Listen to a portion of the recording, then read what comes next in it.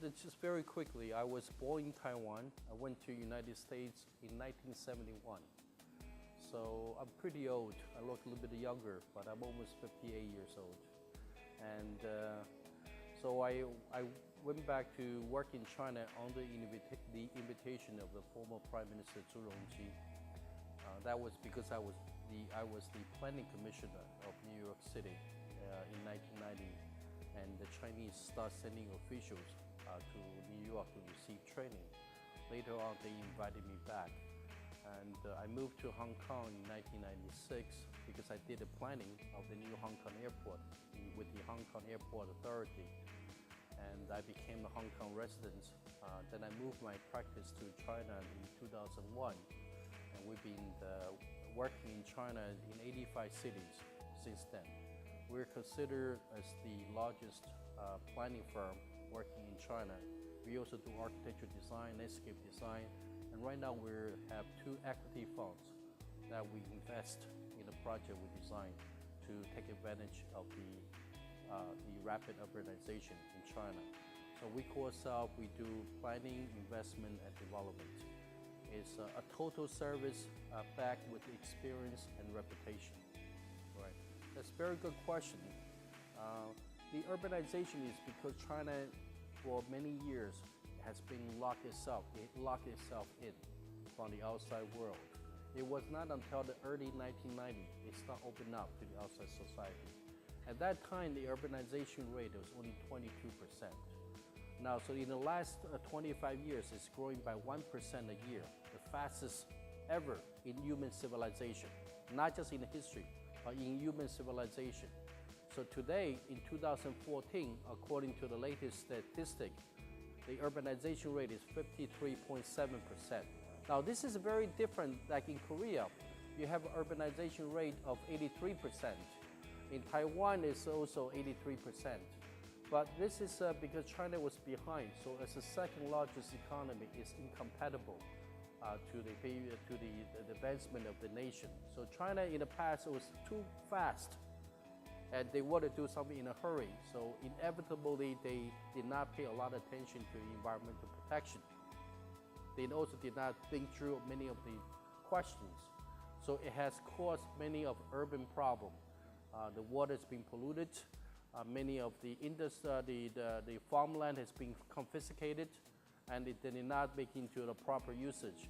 And so the GDP was the only target that they wanted to grow because they want to generate new jobs, they want to become industrialized nation fast. I think now China realized the environment and also health of the people is very important. But like I said in my lecture, when a person is poor, feeding itself, staying alive is very important. And also China, unlike other countries, has gone through many years of war, civil war. In the late 19th century, it was invaded by the Western power nations. And in the early 1900s, there was a lot of civil war between the nationalist government and it's also then become the warlords. Then in 1949, the major civil war between the Communist Party and the nationalist government also has caused many of the damages. So the construction of the city, the development of the city was almost put into stop for the last 100 years.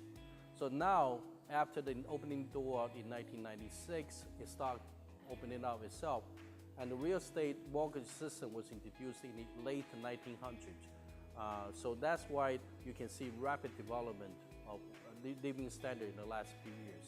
But in the future, China must care about the environmental protection, about the ecosystem, which they're doing now.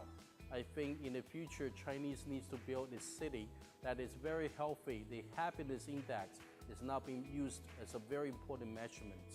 So rather than GDP development, is how people is willing to stay in the city they live in has become a very key index for Chinese officials to follow. And I think I'm kind of optimistic, cautiously optimistic, that the Chinese central government is now caring about this development. And under the one-party system, it's actually easier for it to make a lot of development rather than other multi-party system. Like in India, you don't get this kind of development. Even in Korea, you don't get this kind of development because you have parties always fighting with each other. So China, fortunately and also unfortunately, China fortunately has this a system that can move fast and quickly. But the only thing they need to worry is to make sure they have the right guidance and they have a very comprehensive plan, and they also will be being held accountable for something they do today, that in the future they will not cause any problem. So I'm pretty fortunate to be involved in the process, and that's what I've written many books about what China is, and you can get a copy of my book from the bookstore. Unfortunately, it was just taken away, but you can get that books from the Page One bookstore from Amazon, and that's what I've been saying about China. Chinese green movement has been very slow in the last decade. The reason is green building is not a compulsory movement. It's a voluntary movement. You cannot penalize a developer for not developing green. It's like you cannot penalize a person who doesn't buy a gas-saving vehicle. So it was treated as a voluntary movement, but the problem in China is the developer only want to sell. They don't care about maintenance or the operation of the building. So if you are buying a car and you want to use for 2 years, then you sell. You will not buy a fuel-efficient car because to you, it's no difference. So you will only buy a fuel-efficient car if you intend to use this vehicle for 10 years. Otherwise, it will not pay you back with the money. So saving in China in the past is people just buy and sell, developer buy and sell. The people only wanted to care about the price rather than the long-term usage of the building. So the green building has been very slow. It's more like a lip service than actual practice. The other thing is also in any nation, including United States, Japan, Taiwan, you have to give financial incentive to green building builders. China did not give enough incentive, so why would the people build green building if they don't intend to live in there? So the motivation to build green was not very strong. I think now China realized saving energy is a national policy. You know, the concept is to reduce the largest energy consuming sector, which is the building sector, not just car. Building consume 36% of the energy. So now they realize they need to do something. That's why they came out with the standard of a 3-star, 1-star, 2-star, 3-star rating system. Now I can come to the next question, what is 3 stars? The basic is to care about the total life expectancy of the building to save land, resource, energy, and material. This is by giving a very quantified measure to measure how much land you're using, how much construction material you're using, and how much water, how much energy you're saving, to give you a total rating, and that give you the 2-star, 1-star, 2-star, 3-star. You know, taking into account consideration of the holistic usage of the building. And what the difference between 3-star rating system and LEED is, you have to be approved on the drawing, in the drawing stage. When you start drawing, you have to submit for approval. Then you get approval for 1 year. Then during the construction, you also need to be inspected by the government. And only after the building is finished, they will check, they will issue a use permit for 3-star for 3 years. Because anytime after the building is finished, it can be changed. So the objective is to make sure the building doesn't get changed easily. And this way, they will give incentive and also qualification to the usage of the building. So the idea is to make sure that Chinese people, based upon the current regulations and law, that they obey and they get encouraged to use this. And that's something that the government is pushing.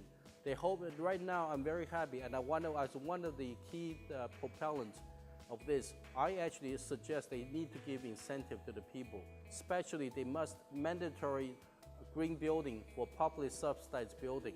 It took me 10 years to get that message, well, actually 5 years. Now the Chinese government has mandated any new public building that uses public money in 2014 must be green building. So this is a very encouraging news, and they're hoping by year 2020, 30% of the new buildings will be green building. And by year 2050, they will have a zero emission buildings. Green building engineering is basically to quantify who is qualified to do this. It's like land surveyor, architect. You have to take the exam. The green building engineer is almost like a LEED certified planners, but the LEED, they take the test to become the authorized person in executing green building design. So in the Chinese, the green building, the engineer It's a similar test that the national government wants to put up to quantify the professional who are entering this field. It's like getting an accounting license or getting a driver license. People need to be qualified rather than to just come in without any knowledge and they're designing green buildings. I think China, I've been encouraging China being the fastest urbanized country. You can do two things. One is you can set a role model for other people to learn, or you can just do by yourself and ignore everybody else. I think China needs to take a leadership role in green building because it's been very fortunate. It has money to do all this. Other Asian countries may not have enough money to all do this kind of work because after all, China, the central government is one of the real wealthiest government, today because it has a lot of cash reserve. So I think China must set up a role model for other people to do because energy consumption, resource consumption is a global question. It's a global problem. It's not a regional problem. So if you can reduce emission and you can keep a cleaner air, when the wind blows to Korea, the Korean people will breathe a little bit heavily, clean air, rather than now when the smog comes and the wind carries all the way. That's why you have acid rain in Seoul. The rain was even more acid than the orange juice. So I think this is something China must see itself as a global responsibility and being a global leader in taking on the very big challenge to itself to become a respected country. I also said China is this inevitable, escapable responsibility because China is one of 5 nations in the United Nations that, so you have to set up a role model for the rest of the nations to follow. And this is something very important for Chinese government to do. I'm glad this message is slowly catching on. I think now when I talk to several central government leaders, they see that as their responsibility. And I'm happy to see this will continue to happen. I hope in 10, 15 years time, Chinese city will become a city where people come in to study, to learn from.